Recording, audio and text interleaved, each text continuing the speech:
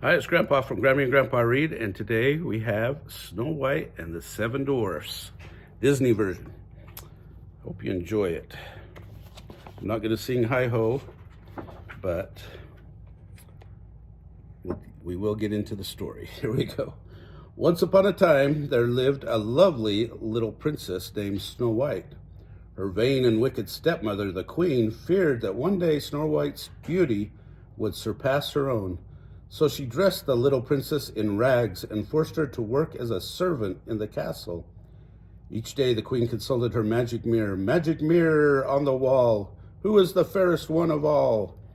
As long as the mirror responded in the queen's favor, Snow White was safe. One day, as Snow White was drawing water from a well, she made a wish. She wished that the one she loved would find her, and she dreamed about how nice he would be.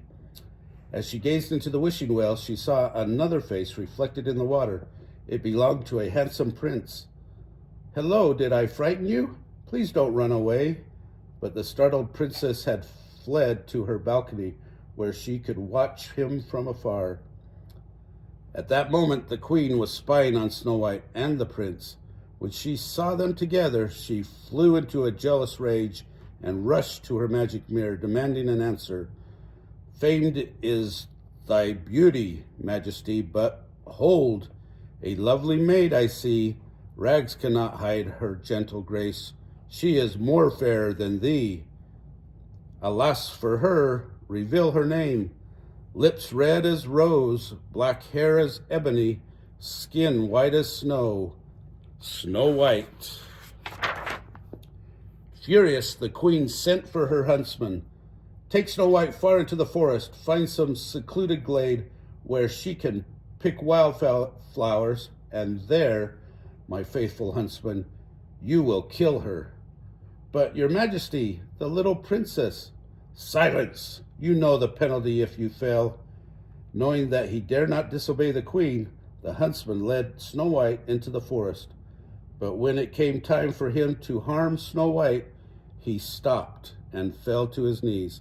"I can't do it. Forgive me, your highness." Why, I don't understand." "The queen is mad. She's jealous of you. She'll stop at nothing.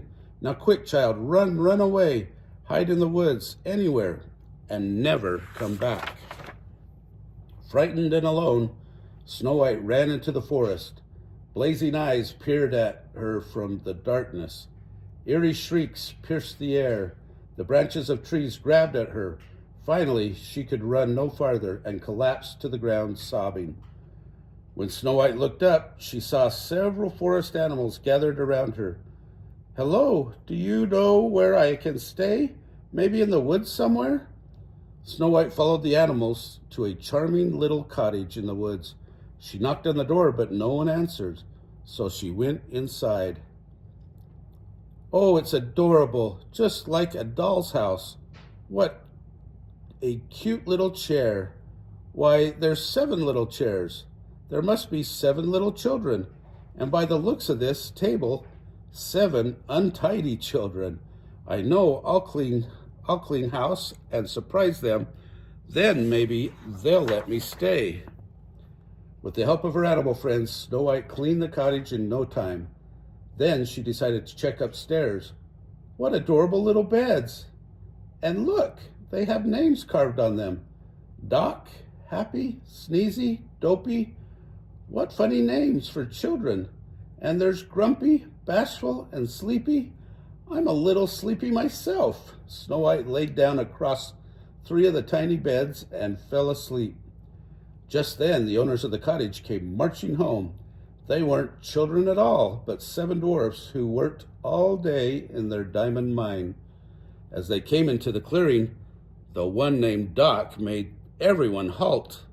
He peered through his glasses. "Look, our house. The light's lit. Doors open. Chimneys smoking. Something's in there." The dwarfs peeked inside the cottage. Doc gasped, "Why, the whole place is clean." Grumpy, true to his name, crossed his arms and glared. "Mark my words, there's trouble a-brewin'. I felt it coming on all day. Suddenly the dwarfs thought they heard a sound. Doc looked toward the stairs. It's up there, in the bedroom. Cautiously, the 7 little men went to investigate. Doc slowly opened the door and peered in. Why, it's a girl. As the dwarfs approached the sleeping princess, she began to stir. She's waking up. Hide. Doc dashed behind the beds, and the other dwarfs ran after him. Snow White yawned and stretched. Then she noticed 7 pairs of eyes looking at her over the end of the beds. She sat up, smiling. How do you do? How do you do what? Grumpy folded his arms, scowling. Snow White laughed. Let me guess, you must be Grumpy. Heh, I know who I am. Who are you? Oh, how silly of me. I'm Snow White. The princess? Doc looked very impressed, but Grumpy frowned. Tell her to go back where she belongs. Snow White pleaded with her host. Please don't send me away. If you do, the queen will kill me. Grumpy shook his head. The queen's an old witch. If she finds you here, she'll swoop down and wreak her vengeance on all of us. Oh, she'll never find me here, and if you let me stay, I'll keep house for you. I'll wash and sew and sweep and cook. Cook? Doc rubbed his tummy. Hooray, she stays. Back in the castle, the wicked queen stood before her mirror. Magic mirror on the wall. Who now is the fairest one of all? Beyond the 7th fall, in the cottage of 7 dwarfs, Snow White still lives, fairest one of all. I've been tricked. I will go myself to the dwarf's cottage in the woods. I'll go in the disguise so complete, no one will suspect me. The queen concocted a magic potion that transformed herself into an ugly old peddler woman, and now a special sort of death for one so fair. What should it be? Ah, a poisoned apple. One taste and Snow White's eyes will close forever, only to be revived by love's first kiss. No fear of that, the dwarfs will think she's dead. Back at the cottage, Snow White was saying goodbye to the dwarfs as they set off for work. As she kissed each one on the head, Doc stood close by. Now don't forget, my dear, the old queen's sly one, full of witchcraft, so beware. Then Grumpy frowned. Now I'm warning you, don't let nobody or nothing in the house. Snow White smiled at him. Why, Grumpy, you do care. Yeah. Shortly after the dwarfs left, the old peddler woman appeared at the cottage. All alone, my pet? Snow White nodded as the old woman sniffed the air. Making pies? Yes, gooseberry pies. Ah, it's apple pies that make the men's folks' mouths water. Pies made with apples like these. She lifted a shiny red apple from her basket. Like to try one, my dearie? Go on, have a bite. Sensing that Snow White was in danger, several birds swooped down on the woman, knocking the apple out of her hand. Snow White tried to shoo the birds away. Stop it! Go away! Shame on you, frightening the poor old lady. Oh, my heart! Oh, my poor heart! Take me into the house and let me rest. A drink of water, please. Unable to make Snow White understand, the birds and animals raced to alert the dwarfs. At the mine, they pulled and tugged at the confused little men. Grumpy growled, What ails these crazy critters? They ain't acting this way for nothing. Doc thought about it. Maybe it's the queen. Grumpy galloped off on the back of a deer. Snow White's in danger. We've got to save her. Meanwhile, the queen picked up the poisoned apple. Because you've been so kind to this poor old granny, I'll share a secret with you. This is no ordinary apple. It's a magic wishing apple. A wishing apple? Really? Yes, one bite and all your dreams will come true. The old woman grinned at the princess. Perhaps there's someone you love. Snow White remembered her prince. Well, there is someone. I thought so. Old Granny knows a young girl's heart. Now make a wish and take a bite. Snow White did so. Oh, I feel strange. A moment later, she fell to the ground. A sudden storm began to rage as the dwarfs reached the cottage where they found the lifeless Snow White through the rain. Grumpy spotted the old hag disappearing into the forest.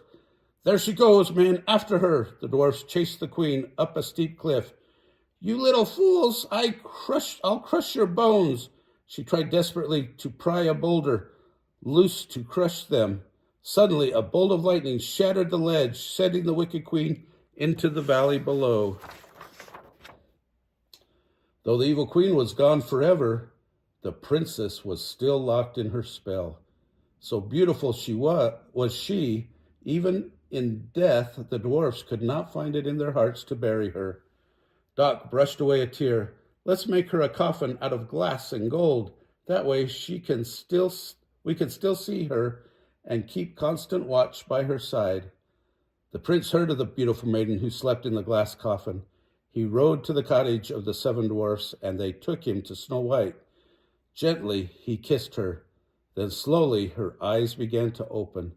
The spell was broken. Love's first kiss had brought her back to life. Snow White's wish finally came true.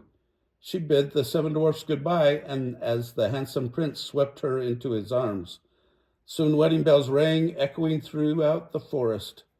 From then on, Snow White and her Prince Charming lived in their castle in the clouds, happily ever after. Oh, don't you like those happily ever after stories? If you do, remember to smash the like button down below.